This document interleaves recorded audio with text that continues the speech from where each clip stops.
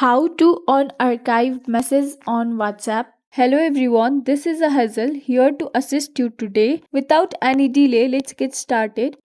First of all, go to the WhatsApp applications, and if you are a daily user of WhatsApp, then you might be familiar with archiving the message, but maybe you don't know how to unarchive them.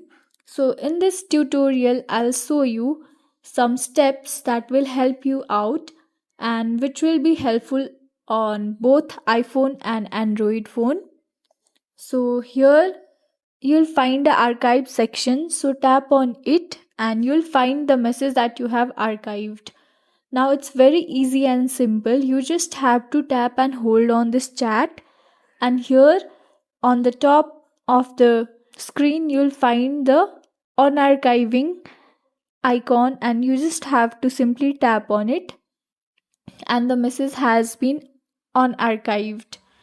And if you want to archive them again, you just have to tap and hold and again tap on this archiving message. So that's how you can unarchive message on WhatsApp. Thanks for watching. If you guys enjoyed this video, please like, subscribe and hit the bell for the updates. That's all for now, and I'll catch you in the next one.